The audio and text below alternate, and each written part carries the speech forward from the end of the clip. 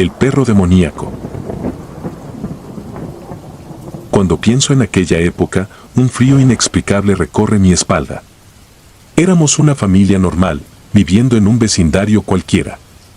Nunca fuimos supersticiosos, ni creíamos en historias de fantasmas o demonios. Pero todo cambió el día que mi hermana y yo encontramos al perro negro.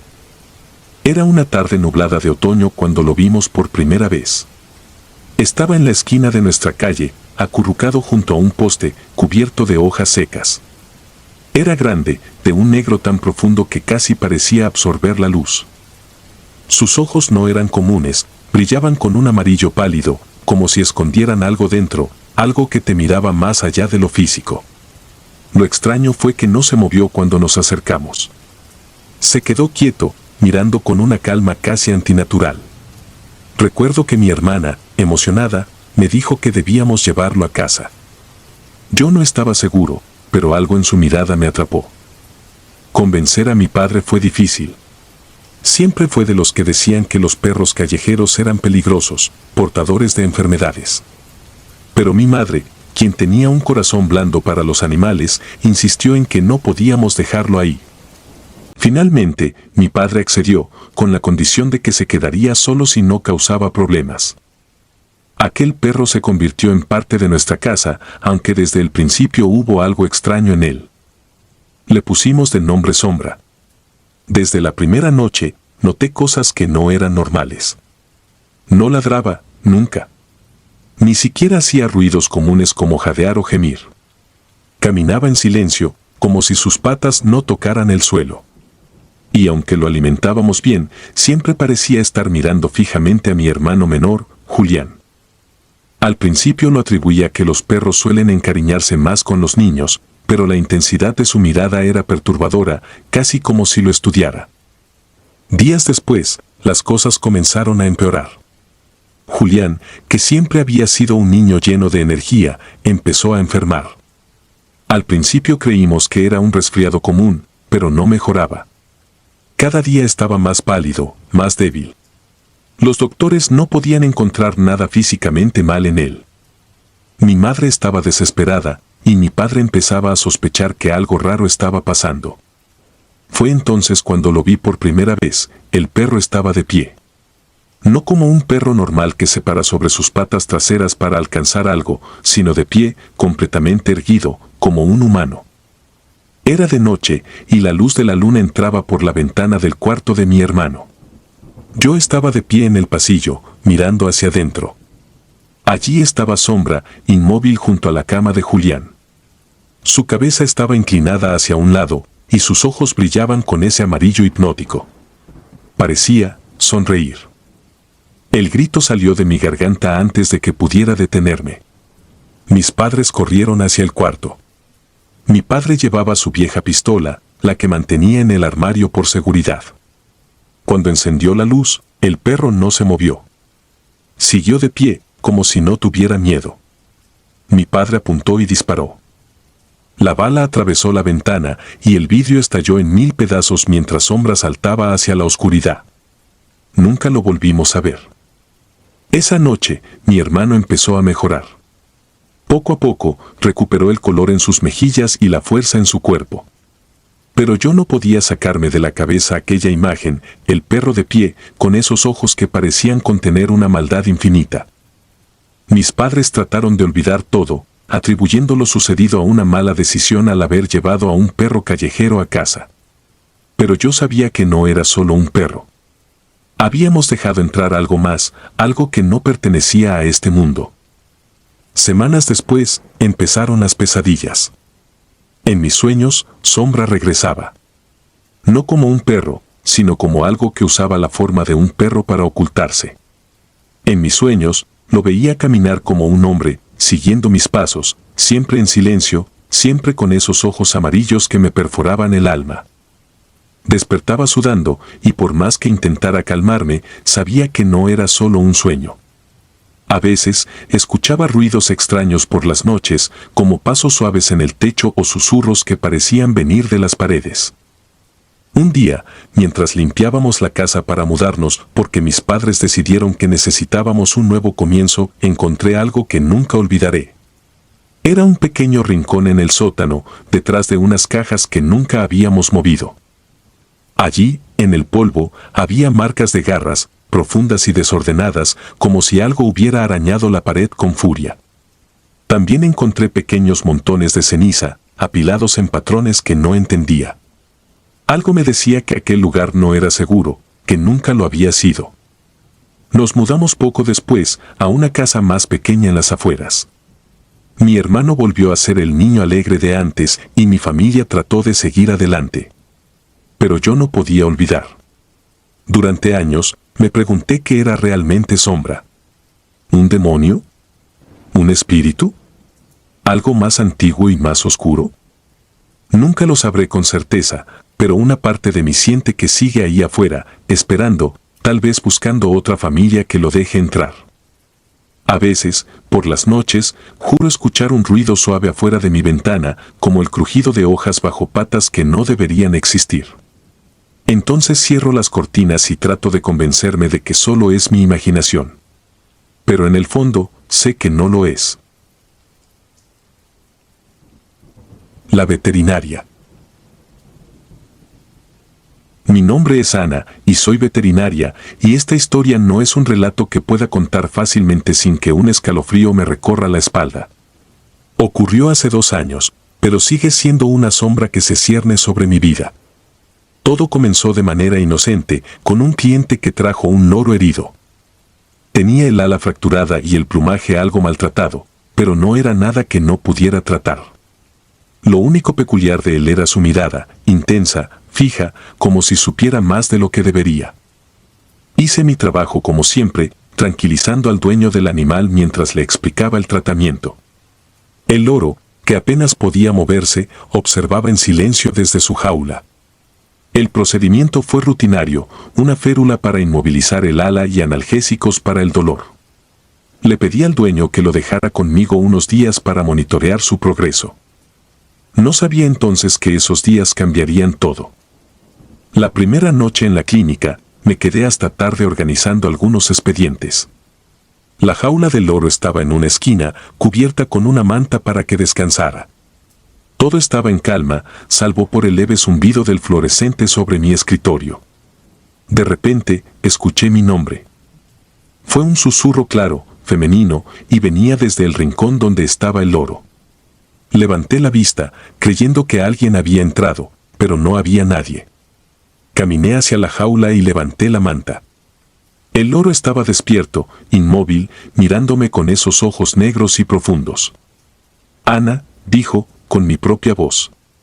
Un escalofrío me recorrió.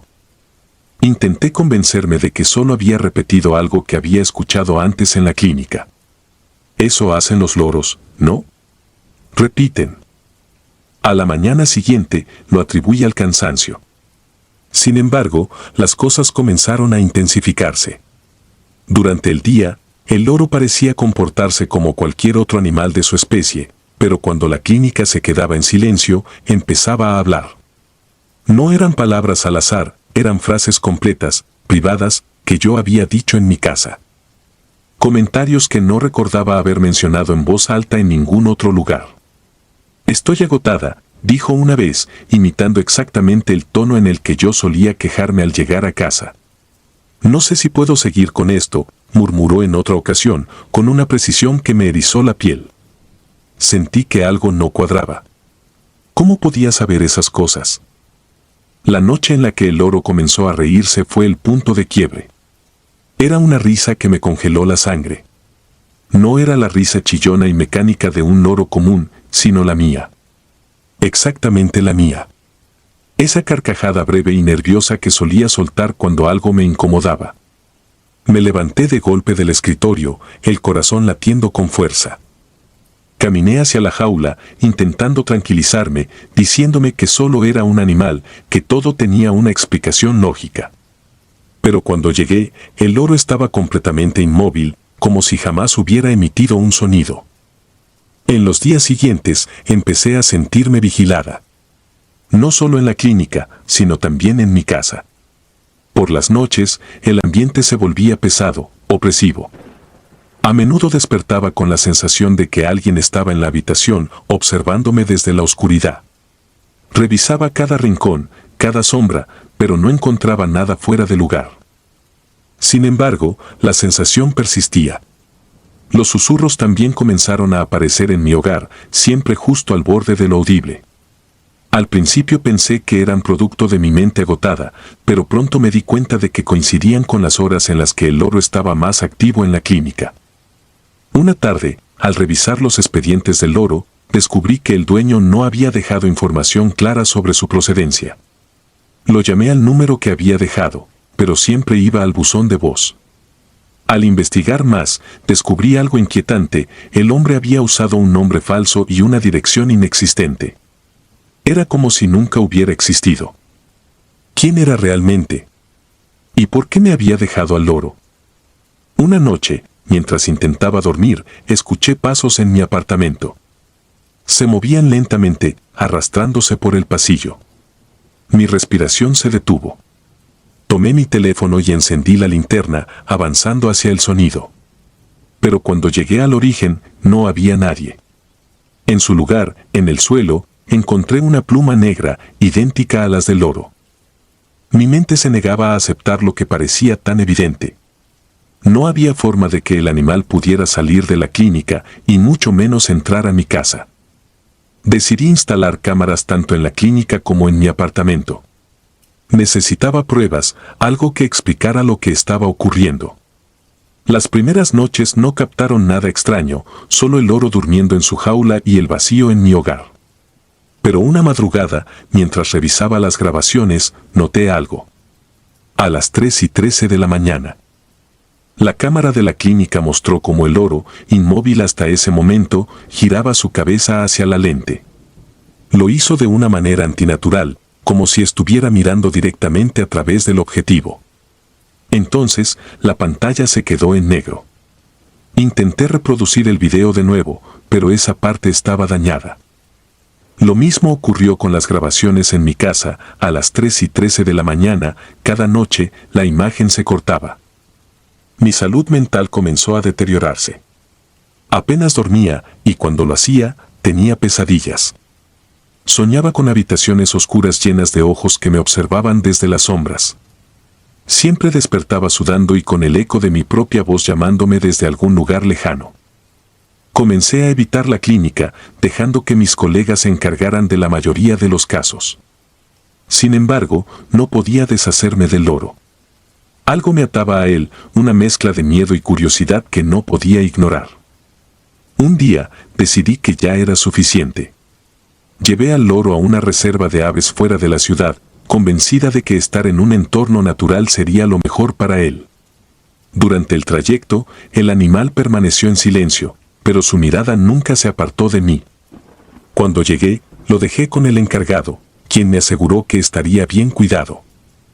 Me fui con la esperanza de que todo terminara ahí. Pero no fue así. Esa misma noche, escuché la risa. Mi risa. Provenía del pasillo de mi apartamento.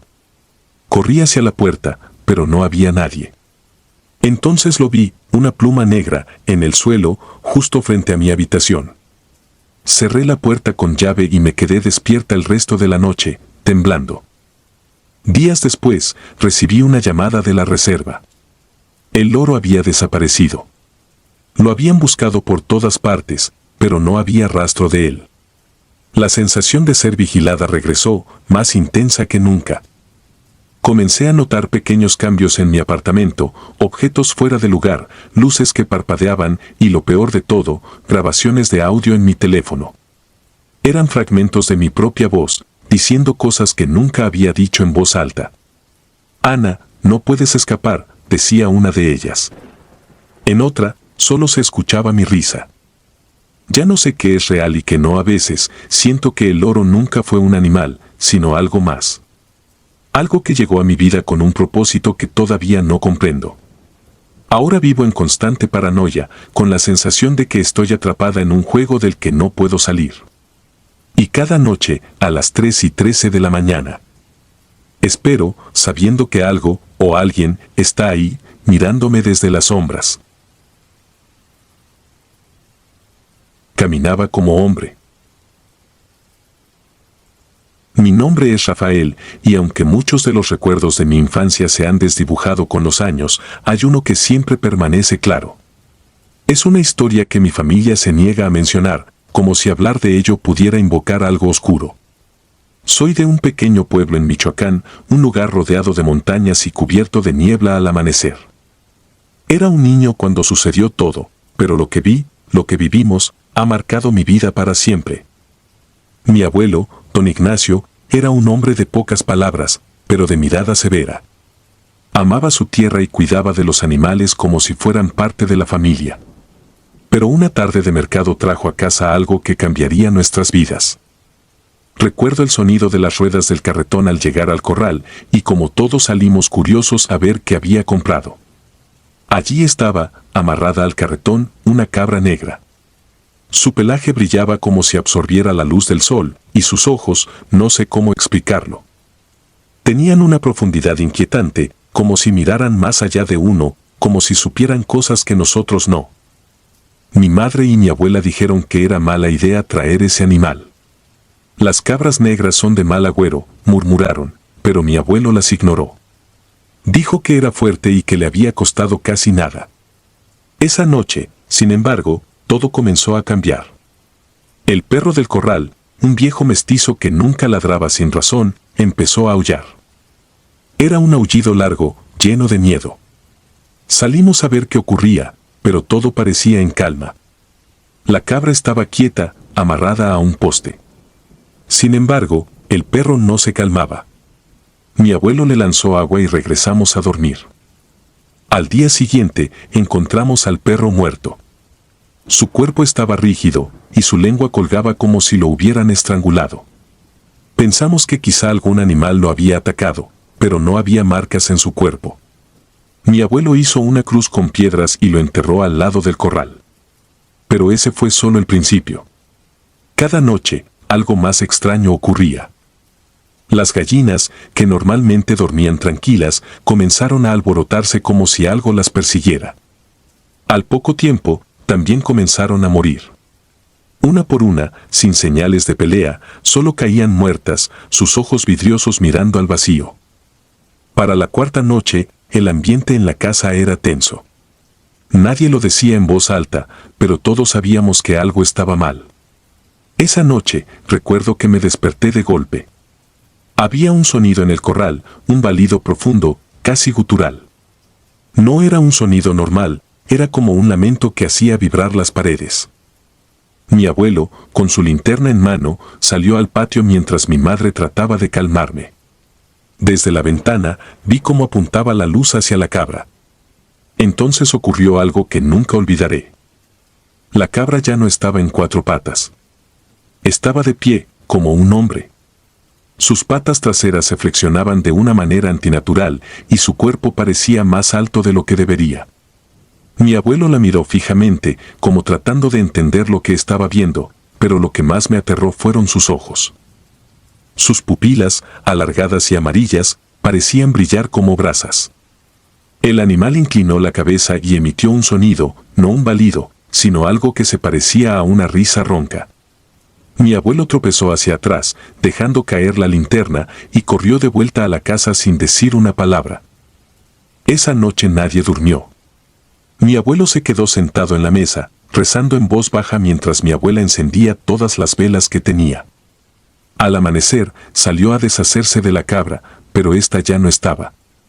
La cuerda con la que estaba amarrada había sido desgarrada, y en el lugar donde debería haber estado, la tierra tenía una marca. Era una cruz invertida, claramente dibujada en el suelo seco. Esa misma tarde, mi abuelo enfermó. Su piel estaba pálida y sudaba frío. Decía que le dolía el pecho, que no podía respirar bien. Lo llevamos al médico del pueblo, pero no encontraron nada malo en él. Es el susto, dijo el doctor, como si eso pudiera explicarlo. Para el final del día, mi abuelo había muerto.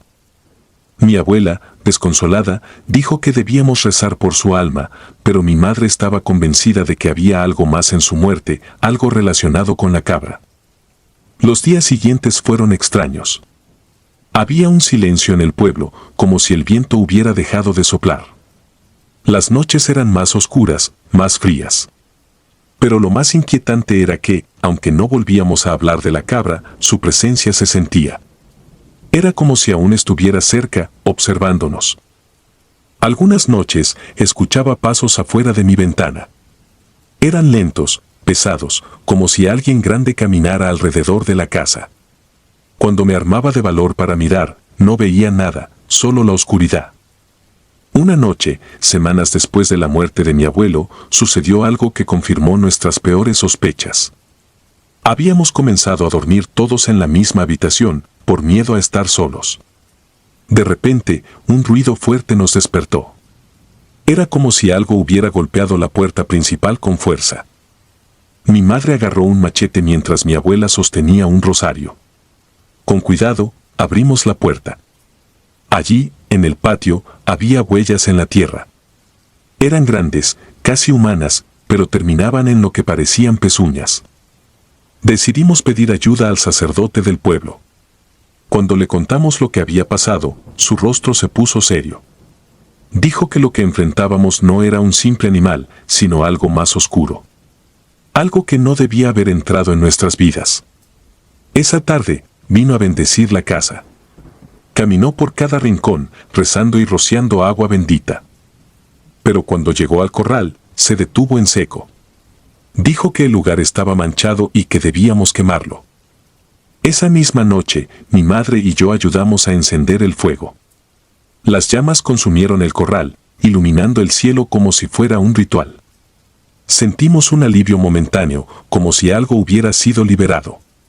Pero mientras las llamas se alzaban, escuché un sonido. Era un balido, profundo y burlón, que venía desde el bosque cercano. Nadie más pareció escucharlo, pero yo lo supe en ese momento. La cabra seguía allí, esperando. Con el tiempo, las cosas volvieron a la normalidad, o al menos eso parecía. Nos mudamos de esa casa y tratamos de seguir adelante. Pero, a veces, en mis sueños, veo esos ojos amarillos observándome desde la oscuridad. Y cuando despierto, siento como si algo estuviera parado al pie de mi cama, vigilándome. Esta es la historia que mi familia no menciona, la que prefieren enterrar con el pasado. Pero yo no puedo olvidarla. Porque sé que hay cosas en este mundo que no tienen explicación, cosas que no deberían existir, pero existen. Y una de ellas, lo sé bien, fue aquella cabra que caminaba como hombre. El canto de los muertos. Era 2012 y vivía en un pequeño departamento en el corazón de Buenos Aires, en un edificio antiguo cuya arquitectura exudaba historias. Era un lugar modesto pero acogedor, lleno de muebles heredados de mis abuelos, y aunque a veces los crujidos de las tablas del piso me ponían nervioso, me gustaba pensar que la presencia de ellos, en espíritu, aún estaba allí. Vivía solo, pero no completamente. Tenía un canario amarillo al que llamé Sol. Era un regalo de mi abuela, quien decía que en su canto se escondía un destello de alegría incluso en los días más oscuros. Desde el principio, Sol había sido un canario peculiar. A diferencia de otros pájaros de su especie, que suelen ser tímidos y recelosos, él parecía observarme con una atención inquietante, como si realmente entendiera lo que yo hacía.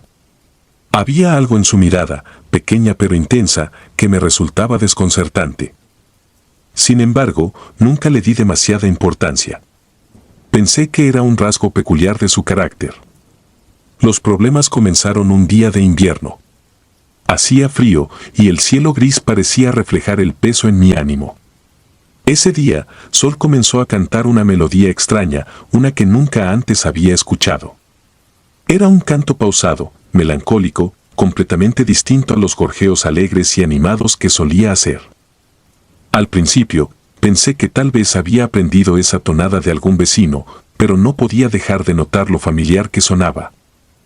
Cuando mi abuela vino de visita al día siguiente, Sol volvió a cantar aquella melodía. Recuerdo que mi abuela se quedó inmóvil, su rostro palideciendo. Con una mano temblorosa, se aferró al respaldo de una silla. Esa canción, murmuró casi sin aliento. Es el último café. Era la favorita de tu abuelo. Mi abuelo había muerto hacía 10 años. Esa canción había sido la banda sonora de su vida, algo que tarareaba constantemente mientras trabajaba en su pequeño taller de carpintería. Mi abuela la reconoció de inmediato, y en ese momento sentí un escalofrío recorrerme la espalda. Era imposible que un canario pudiera aprender algo tan específico. La idea de que pudiera repetir algo que no había escuchado en mi presencia y que estaba tan cargado de significado personal me dejó inquieto. Pasaron los días y el canto de Sol se volvió más extraño. No se limitaba solo a canciones. Empezó a emitir sonidos que parecían palabras, pero dichas de manera gutural, en un tono ronco que jamás habría esperado de un animal tan pequeño. Las primeras veces que lo escuché, pensé que estaba imaginándolo. Sin embargo, una noche, mientras estaba sentado frente al televisor, Sol dijo algo que me heló por completo. Julián. Esa fue la primera palabra. Mi nombre. El corazón me latió con fuerza. Me acerqué a la jaula, pensando que quizás había malinterpretado el sonido. Pero lo volvió a decir, claramente esta vez. Julián. La voz no era natural, no pertenecía a un pájaro. Parecía algo humano, pero a la vez inhumano, como si algo estuviera utilizando a Sol como un conducto. A partir de esa noche, Sol comenzó a pronunciar más nombres. La mayoría no significaban nada para mí, hasta que empezó a mencionar personas que habían muerto. Ana. Roberto. Eugenia. Algunos de esos nombres me resultaban vagamente familiares, pero fue el siguiente el que me dejó paralizado, Clara. Era el nombre de mi tía, quien había fallecido en un accidente automovilístico cuando yo era niño. Intenté buscar explicaciones racionales. Tal vez mi subconsciente estaba jugando trucos conmigo. Tal vez solo había aprendido esas palabras de algún programa de televisión o de los vecinos. Pero en el fondo sabía que eso no era cierto. Las palabras salían de su pico con una intención inquietante, casi como si estuviera intentando comunicarse conmigo directamente. Cada vez que decía un nombre, su cabeza se inclinaba hacia un lado, y sus ojos negros brillaban con una intensidad que no era natural. Una madrugada, desperté de golpe. Sentí una presencia en mi habitación, algo invisible pero opresivo. La jaula de Sol estaba cubierta con una tela, como siempre, pero podía escuchar un murmullo bajo que provenía de allí. No era un canto ni un gorjeo. Era una voz susurrante, como si estuviera manteniendo una conversación consigo mismo. Lentamente, me acerqué y retiré la tela. Sol estaba completamente inmóvil, sus ojos clavados en los míos. No está solo, dijo, con aquella voz grave y cavernosa. Cerré la jaula de golpe, aterrado, y me alejé de ella como si estuviera frente a algo maldito. Traté de calmarme, repitiéndome que todo era una alucinación, un producto de mi mente agotada. Pero Sol no dejó de hablar. Durante los días siguientes, sus palabras se hicieron más coherentes, pero también más perturbadoras. Decía cosas que no tenía forma de saber, como el nombre de mi primer amor o el lugar donde mi abuelo había escondido una caja de cartas que nunca encontramos después de su muerte. Una noche, mi abuela vino a quedarse conmigo porque había empezado a notar que mi estado anímico estaba deteriorándose. Le conté todo lo que estaba ocurriendo, esperando que me dijera que estaba perdiendo la cabeza. Pero en lugar de eso, su rostro se ensombreció. Me confesó que había oído historias similares cuando era joven, historias de animales que eran utilizados como vehículos por almas errantes o entidades que buscaban atravesar el umbral de nuestro mundo. Decidí deshacerme de Sol. No quería hacerle daño, pero no podía soportar más su presencia. Lo llevé a un parque a kilómetros de distancia de mi casa y lo dejé en libertad. Recuerdo el momento exacto en que abrió las alas y se alejó volando. Sentí un alivio inmediato, como si me hubiera librado de un peso invisible. Pero esa sensación duró poco. Esa misma noche, mientras intentaba dormir, escuché el canto. No provenía de afuera, ni de la jaula vacía que aún estaba en mi sala. Provenía de mi dormitorio, directamente desde la esquina más oscura. Abrí los ojos, y lo vi. Allí estaba Sol, posado sobre mi cómoda, mirándome con esos ojos negros y brillantes.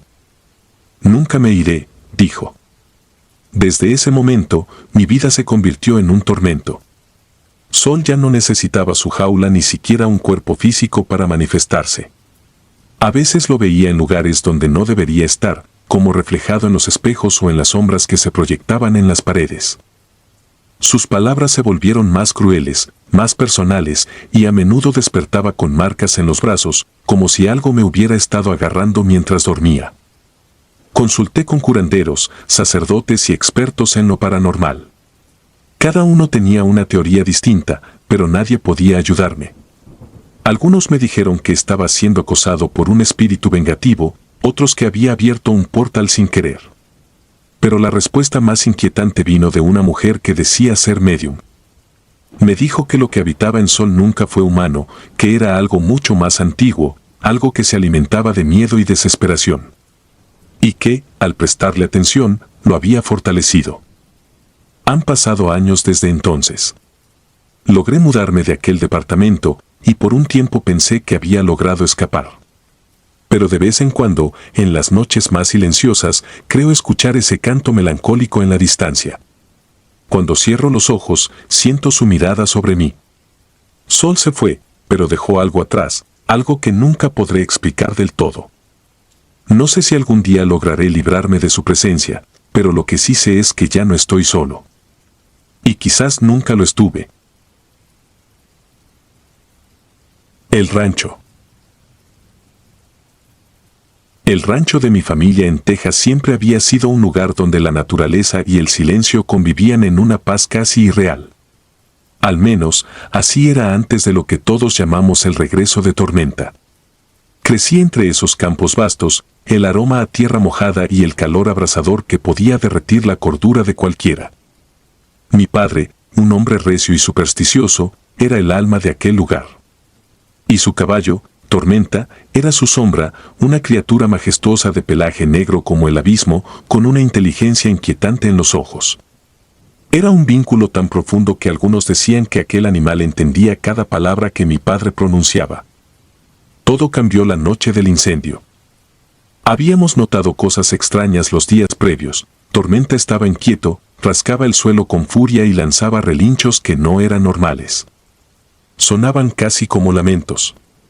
Mi madre, que nunca había confiado en ese caballo, insistía en que algo malo iba a pasar. Y tenía razón. El fuego comenzó sin previo aviso, engullendo el establo con una rapidez antinatural. Por más que intentamos liberar a los animales, Tormenta se negó a salir. Sus ojos brillaban con algo que no era miedo, sino desafío, como si estuviera enfrentándose a algo invisible dentro de las llamas. Cuando el humo finalmente se disipó, no quedaba nada del establo, y Tormenta estaba muerto. Mi padre nunca volvió a ser el mismo después de eso. Apenas hablaba, y por las noches se quedaba mirando hacia los campos como si esperara algo. No entendí qué era hasta que comenzaron las apariciones. La primera vez que lo vimos fue una semana después. Era medianoche, y yo estaba en la cocina, buscando algo para calmar mi insomnio, cuando escuché los cascos. Pensé que era imposible, todos los caballos habían muerto en el incendio. Sin embargo, el sonido era inconfundible, un trote pesado y decidido que parecía recorrer el exterior de la casa. Apagué las luces y me acerqué a la ventana. Entonces lo vi.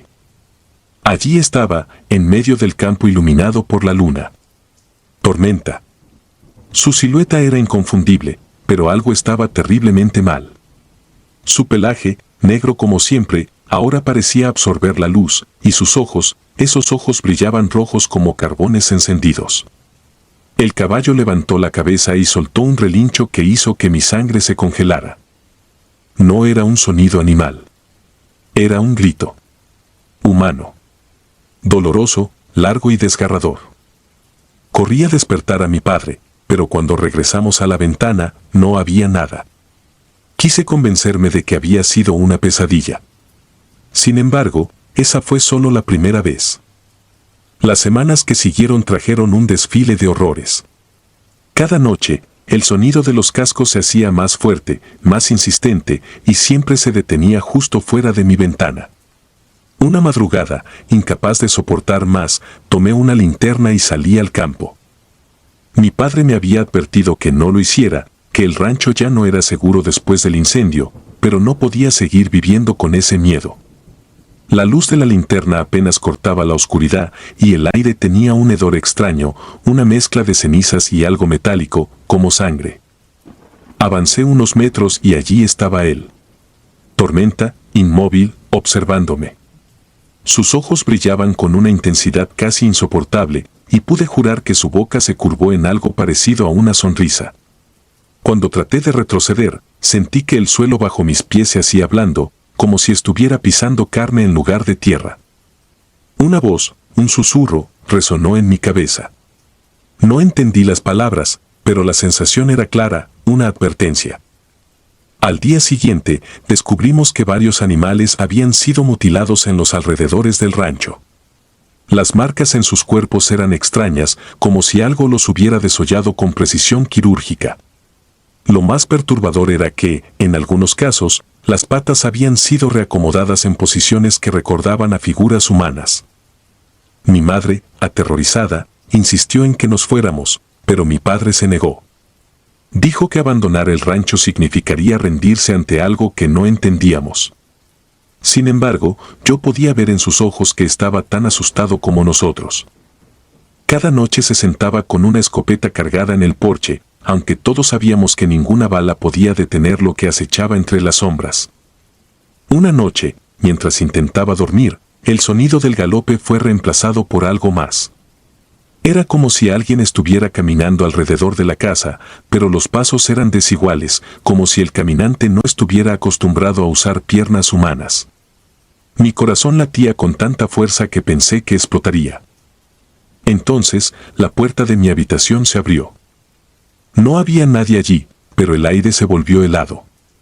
Cerré los ojos y recé, aunque no estaba seguro de a quién. Cuando finalmente abrí los ojos, vi algo que jamás olvidaré. 2 ojos rojos mirándome desde el umbral, y una sombra que se extendía hasta mi cama. No era humano, ni completamente animal. Era como si Tormenta hubiera adoptado una forma híbrida, algo grotesco que no pertenecía a este mundo. Después de esa noche, las cosas empeoraron. Los campos comenzaron a morir, como si una plaga invisible los estuviera devorando. Mi madre cayó enferma, y mi padre dejó de hablar por completo. Solo se levantaba para caminar hacia el lugar donde el establo había estado, permaneciendo allí durante horas, inmóvil. Desesperado, busqué respuestas en los pocos vecinos que aún se atrevían a hablar con nosotros. Uno de ellos, un anciano llamado Samuel, me contó una historia que me dejó helado. Según él, el terreno donde estaba el rancho había sido maldito hace décadas. Los indígenas que habitaban esas tierras realizaban rituales para invocar espíritus guardianes, pero algo salió mal. Algo oscuro había sido despertado, algo que nunca debió ser perturbado. Samuel insistió en que mi padre había sellado nuestro destino al construir el rancho allí. Finalmente, la última noche en el rancho llegó. Mi madre, ya demasiado débil para levantarse, me suplicó que la llevara lejos de ese lugar. Pero mi padre se negó a irse. Dijo que debía enfrentarse a lo que había venido a buscarlo, que no podía huir de algo que sentía tan cerca de su alma. Esa noche, el sonido del galope fue ensordecedor. Pero no era solo uno. Parecía que todo un ejército de caballos estaba rodeando la casa. El aire era pesado, y una bruma negra comenzó a filtrarse por las ventanas y las puertas. De repente, escuchamos el grito. No era un relincho esta vez. Era la voz de mi padre, un aullido de dolor que cortó el silencio como un cuchillo. Corrí hacia el porche, pero él ya no estaba. En su lugar, vi a Tormenta. Pero no estaba solo. Detrás de él había figuras, criaturas que una vez pudieron haber sido humanas pero que ahora eran algo diferente. Sus extremidades estaban torcidas, sus cuerpos mutilados, y sus ojos brillaban con el mismo rojo infernal. Huí esa misma noche con mi madre, dejando atrás el rancho y todo lo que habíamos conocido.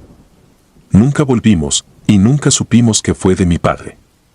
A veces, en noches especialmente silenciosas, juro que puedo escuchar el sonido de cascos en la distancia, como si algo me estuviera buscando. Pero no miro por la ventana. No quiero saber si Tormenta aún cabalga. No quiero saber si mi padre se unió a su galope de los condenados. Si disfrutas de los relatos, te invitamos a apoyarnos con un like y un comentario, ya que eso nos ayuda muchísimo. Además, si aún no estás suscrito o suscrita, te animamos a formar parte de la comunidad del terror. Muchas gracias por escucharnos y por tu apoyo.